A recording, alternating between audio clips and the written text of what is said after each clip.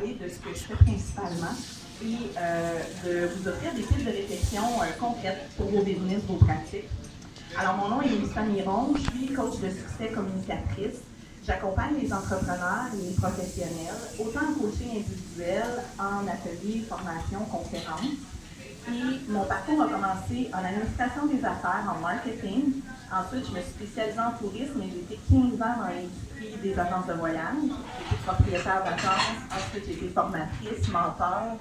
Et c'est là que j'ai découvert qu'on pouvait en faire un métier, accompagner des gens à développer des stratégies, atteindre leurs objectifs et se partir en affaires, transformer leur business. Depuis bientôt 6 ans, je suis coach et ce que je veux surtout amener aux gens, c'est le volet leadership. Alors, le coaching que j'offre est autant personnel que stratégique. Ma formation de coach est en PNL, donc c'est une formation qui me permet d'être coach de vie, coach de gestion, coach d'affaires. Moi, ce que je veux surtout, c'est accompagner l'humain dans sa vie professionnelle, dans son entreprise, pour lui permettre de développer son leadership.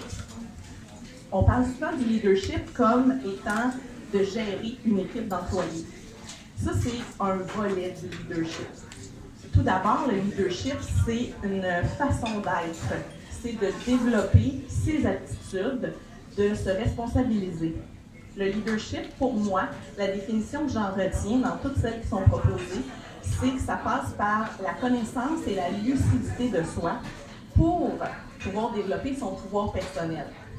Alors, avant d'être un leader auprès d'employés, auprès de clients, on décide de développer ses atouts de leadership. Et pour moi, ça passe par 4 vecteurs principaux. Je vais vous en parler un peu ce matin, mais surtout pour que vous puissiez peut-être vous positionner et dire « Moi, c'est vrai que peut-être le leadership, c'est quelque chose que j'aurais intérêt à développer. C'est peut-être quelque chose que je pourrais être plus au sein de ma business ou au sein de mon entreprise présentement. » Alors, le premier grand volet du leadership, c'est le mindset. Le mindset, il n'y a pas vraiment de traduction en français qui est, si on peut dire, exact. C'est ce qu'on va appeler notre état d'esprit ou nos conditionnements mentaux. Donc, c'est la façon dont on aborde les choses. Faut que je bouge sans l'air. C'est notre façon de percevoir les choses. Le mindset, c'est notre état d'esprit et c'est le point de départ de toute l'action.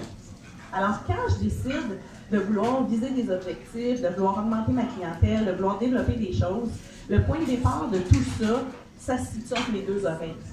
Alors, le mindset, c'est pas la pensée magique. C'est la façon où, présentement, je suis conditionnée face à ce que je veux viser. Tout simplement, est-ce que j'y crois? Est-ce que je pense que c'est possible? Est-ce que je me dis que je veux une certaine chose, mais ce que je me répète chaque jour, c'est contradictoire à ça? Pendant longtemps, mon conditionnement mental à moi, c'était que je n'étais pas une fille du matin, que le matin, c'était pénible, c'était pas mon moment, c'était la pire affaire de la journée. Mais plus je me répétais toutes sortes de phrases comme ça, plus le matin, c'était vraiment pas mon moment. Quand j'ai réalisé que mes objectifs, ce que je visais, c'était contradictoire à ça parce que je voulais avoir plus d'efficacité, je voulais aller réseauter, je voulais avoir différents mandats qui me demandaient d'être au top de ma forme le matin. Mais j'ai commencé à aller voir, OK, je suis conditionnée comment?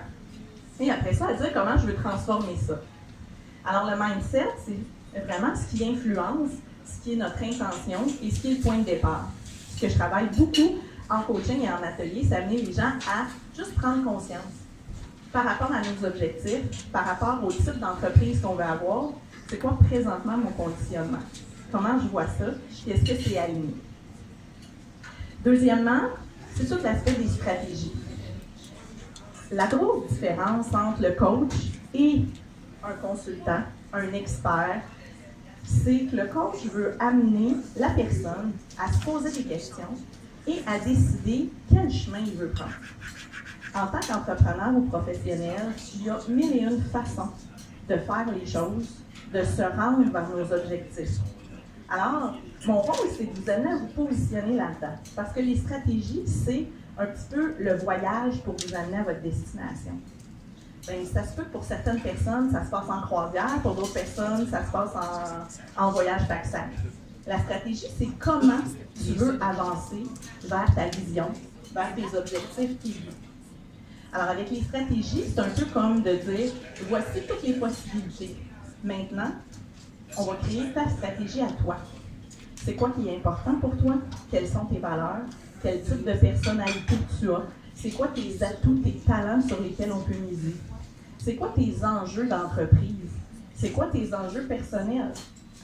Sur quoi tu procrastines? Sur quoi tu ne te sens pas à la hauteur?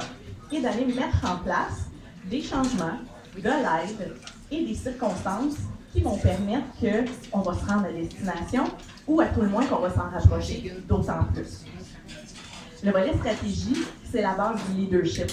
Parce qu'ensuite de ça, le leadership rayonne avec nos collaborateurs, avec nos clients, avec tous les gens avec qui on interagit. Et c'est vraiment une façon d'aborder différemment les choses avec des stratégies authentiques, des stratégies qui sont plus réelles pour nous, qui sont porteuses de sens pour nous, parce que c'est ce qui transparaît à travers nos entreprises. De plus en plus, on le sait, les gens vont faire affaire avec une personne, les gens vont faire affaire avec une marque. Les gens vont faire affaire avec un professionnel, avec une entreprise basée sur des critères qui sont beaucoup plus humains et authentiques que seulement le prix, seulement la proximité ou la facilité. Alors, si en tant qu'entrepreneur ou professionnel, on ne s'est pas posé ces questions-là, bien, on manque une belle opportunité de connecter avec des gens sur un terrain qui est beaucoup plus fertile, où est-ce qu'on se rejoint, parce qu'on a des valeurs communes, parce qu'on a une façon d'aborder différentes problématiques et services qui sont communes. Ce qui nous amène au troisième volet que je traite, qui est la communication. Bien au-delà de faire un script avec un pitch parfait d'1 minute pour se présenter, la communication, c'est une compétence qui est souvent une lacune parce qu'enfant, on ne nous a pas appris à communiquer, on nous apprend à parler. Mais il y a à peu près 60% de la communication qui passe dans le non-verbal, qui passe dans l'écoute. Alors, comment communiquer efficacement?